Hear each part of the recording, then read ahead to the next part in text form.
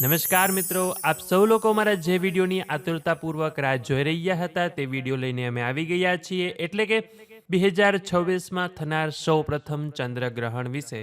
આ ચંદ્રગ્રહણની ઘણી બધી અફવાઓ અને ખોટી માહિતી ફરી રહી છે, પરંતુ આજે અમે આપ સૌ લોકોને એકદમ સાચી અને સચોટ માહિતી આપીશું. એટલે કે ચંદ્રગ્રહણ કેવી રીતે થાય, તેનું શાસ્ત્રોક્ત અને જ્યોતિષીય મહત્વ શું છે, તથા આ ચંદ્રગ્રહણ આપણા ભારત દેશમાં દેખાવાનું પણ છે. તો ચંદ્રગ્રહણનો સમય શું છે, ગ્રહણ ક્યારે શરૂ થશે, ક્યારે પૂર્ણ થશે, સૂતક કાળનો સમય શું છે, સાથે ખાસ કરીને ગ્રહણકાળ દરમિયાન શું કરવું શું ન કરવું, અને સૂતક કાળ દરમિયાન ગ્રહણકાળ દરમિયાન આપણે જે કંઈ કાર્ય કરીએ છીએ તેનું આપણને શું ફળ મળે છે, તથા ખાસ કરીને ગર્ભવતી સ્ત્રીઓએ આ દિવસે શું ધ્યાન રાખવું જોઈએ અને ગ્રહણ પૂર્ણ થયા પછી શું કરવું જોઈએ તે આપણે આજના આ વિડીયોમાં જાણવાના છીએ. એટલે કે ટૂંકમાં કહીએ તો આજના આ વિડીયોમાં આપ સૌ લોકોને ચંદ્રગ્રહણની સંપૂર્ણ માહિતી મળી જવાની છે, કે જેથી કરીને આપને બીજે ક્યાંય પણ જવું પડશે નહીં. તો અંત સુધી મારી સાથે જોડાયેલા રહેજો. 5 થી 10 મિનિટ આ વિડીયોને આપજો અને કોમેન્ટ સેક્શનમાં એક વખત જય શ્રી કૃષ્ણ અથવા ઓમ નમઃ શિવાય લખજો. તો આવો સૌપ્રથમ આપણે એ જાણીએ કે ચંદ્રગ્રહણ થાય કેવી રીતે. તો કે વૈજ્ઞાનિક દ્રષ્ટિએ ચંદ્રગ્રહણ ત્યારે થાય કે જ્યારે પૃથ્વી એ સૂર્ય અને ચંદ્રની વચ્ચે આવી જાય. ચંદ્ર પાસે પોતાનો પ્રકાશ નથી, તે સૂર્યના પ્રકાશથી ચમકે છે. એટલે કે જ્યારે પૃથ્વી સૂર્યના કિરણોને ચંદ્ર સુધી પહોંચતા રોકે છે, ત્યારે ચંદ્ર પર અંધકાર છવાય છે, કે જેને આપણે ચંદ્રગ્રહણ કહીએ છીએ. જો પૃથ્વી ચંદ્રને સંપૂર્ણપણે ઢાંકી દે તો તેને પૂર્ણ ચંદ્રગ્રહણ કહેવાય, અને જે થોડો ભાગ ઢાંકે તો તેને ખંડગ્રસ્ત ચંદ્રગ્રહણ કહેવાય છે. તો હવે જ્યોતિષીય ચંદ્રગ્રહણનું શું મહત્વ છે? તો જ્યોતિષ શાસ્ત્ર પ્રમાણે ચંદ્રને મનનો કારક માનવામાં આવ્યો છે, તેથી ચંદ્રગ્રહણની સીધી અસર આપણા મન અને લાગણીઓ ઉપર પડે છે. ગ્રહણ સમયે રાહુ અથવા કેતુ ચંદ્રને ગ્રહણ કરે છે. આથી ગ્રહણ દરમિયાન નકારાત્મક ઉર્જા વધે છે, અને ગ્રહણ જે રાશિ અને નક્ષત્રમાં થાય તે રાશિના જાતકોને પણ વિશેષ સાવધાની રાખવી પડે છે. એટલે આ માર્ચ 2026નું ગ્રહણ પૂર્વ ફાલ્ગુની નક્ષત્ર અને સિંહ રાશિમાં થવાનું હોવાથી આ રાશિના લોકોએ સૌથી વધુ ધ્યાન રાખવું પડશે. ગ્રહણ દરમિયાન મન વિચલિત રહેતું હોવાથી આર્થિક અથવા પારિવારિક નિર્ણયો લેતા પહેલા ખૂબ જ સાવચેતી રાખવી પડે છે. તો હવે શાસ્ત્રોક્ત મહત્વ શું છે? તો કે પુરાણ અનુસાર સમુદ્ર મંથન વખતે જ્યારે અમૃત નીકળ્યું ત્યારે રાહુ નામના અસુરે છળ કપટથી અમૃત પી લીધું, અને સૂર્ય અને ચંદ્રએ આ અસુરને ઓળખી કાઢ્યો અને ભગવાન વિષ્ણુને જાણ કરી. એટલે ભગવાને મોહિની સ્વરૂપ ધારણ કરી અસુરનું માથું ધડથી અલગ કરી દીધું, અને અમૃત પીવાને કારણે તે અસુર મર્યો નહીં, પરંતુ તેના 2 ભાગ થયા, માથું રાહુ અને ધડ કેતુ. એટલે એવું માનવામાં આવે છે કે સૂર્ય અને ચંદ્ર પ્રત્યેના આ વેરને કારણે રાહુ અને કેતુ સમયાંતરે તેમને ગ્રસે છે, એટલે આપણે તેને ગ્રહણ કહીએ છીએ. તો હવે આ 2026નું સૌ પ્રથમ ચંદ્રગ્રહણ 3 માર્ચ 2026 ને મંગળવારના દિવસે થઈ રહ્યું છે, એટલે કે ફાગણ મહિનાની પૂર્ણિમાએ થવા જઈ રહ્યું છે.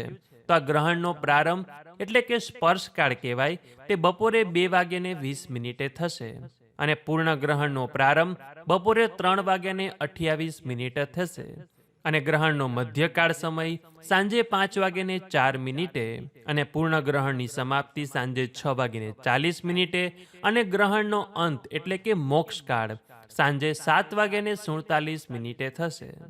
એટલે આ ચંદ્રગ્રહણ આપણા ભારત દેશમાં દેખાવાનું છે, એટલે તેનું સૂતક પણ પાડવાનું રહેશે. તો ચંદ્રગ્રહણનું સૂતક ગ્રહણ શરૂ થવાના 9 કલાક પહેલા શરૂ થઈ જાય છે.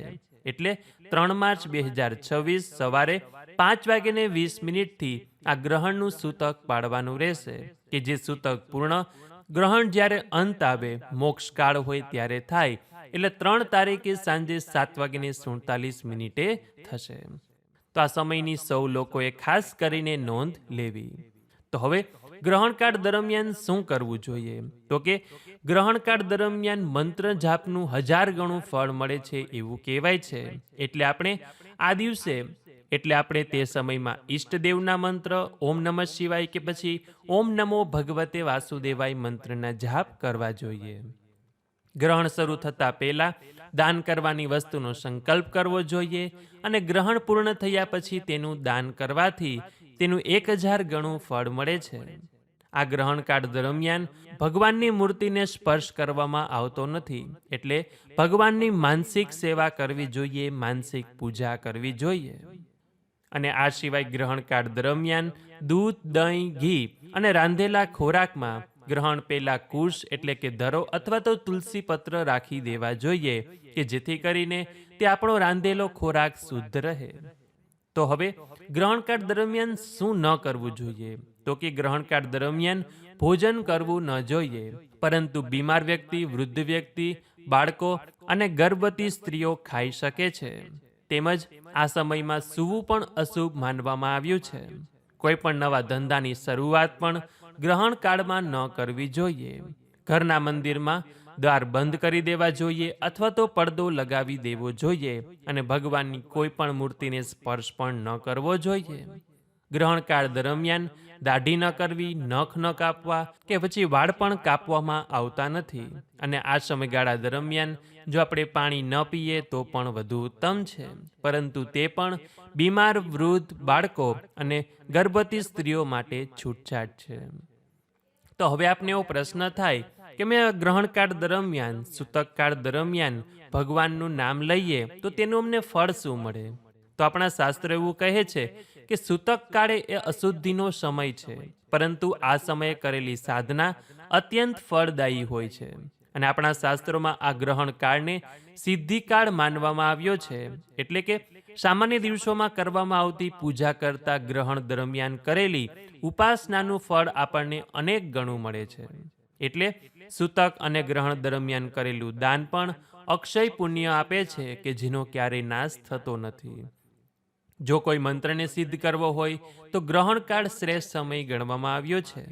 ગ્રહણકાળ દરમિયાન ગાયત્રી મંત્રનો જાપ પણ સર્વોત્તમ મનાય છે કે પછી મહામૃત્યુંજય મંત્રનો જાપ કરવાથી નકારાત્મક ઉર્જાથી પણ બચી શકાય છે. અથવા તો જેમના જન્માક્ષરમાં કોઈ ગ્રહ દોષ હોય તો તેમણે પણ આ સમયમાં કરેલા જાપથી દોષ મુક્તિ મળી શકે છે. તો હવે જે ગર્ભવતી સ્ત્રીઓ છે તેણે આ સમયમાં શું સાવચેતી રાખવી જોઈએ? તો કે કાતર, સોય, છરી કે ચપ્પુ વગેરે જેવી ધારદાર વસ્તુનો ઉપયોગ ન કરવો જોઈએ.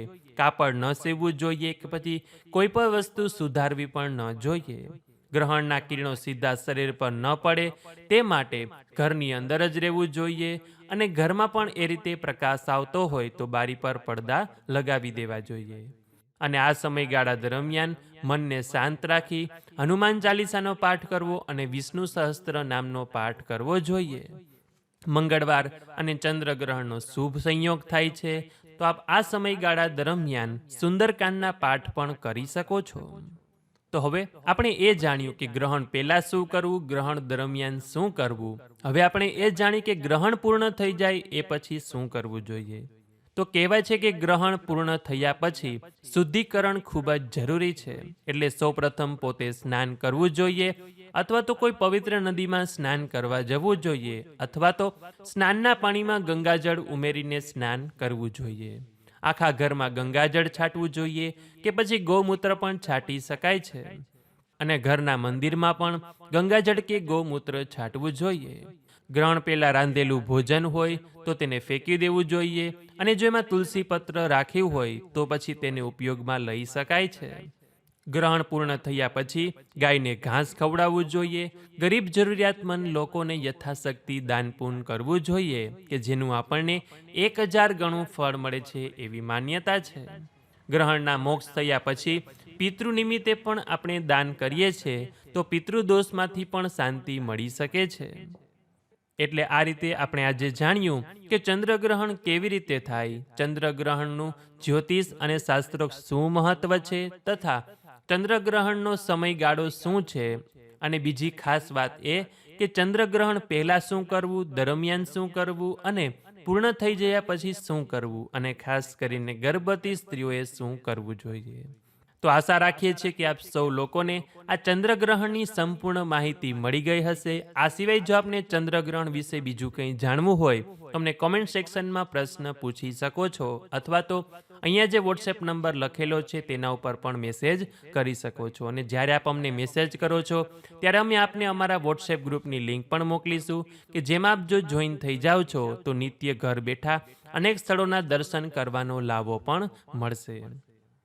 તો હવે પછીના નેક્સ્ટ વિડીયોમાં આપણે એ જાણીશું કે 2026નું સૌપ્રથમ ચંદ્રગ્રહણ કઈ રાશિને કેટલી અસર કરવાનું છે, કેમ કે આ વિશેની માહિતી પણ આપનામાંથી ઘણા લોકોએ અમને પૂછી હતી. અને યુટ્યુબમાં આ માહિતી છે તો ખરા, પરંતુ તેમાં ઘણી બધી ખોટી માહિતી છે. તો અમે આ માહિતીનું પણ આપણે સચોટ માર્ગદર્શન કરીશું. તો તે વિડીયો આપ અમારી સાથે જરૂરથી જોજો અને આપની રાશિને શું અસર કરશે એ જાણજો.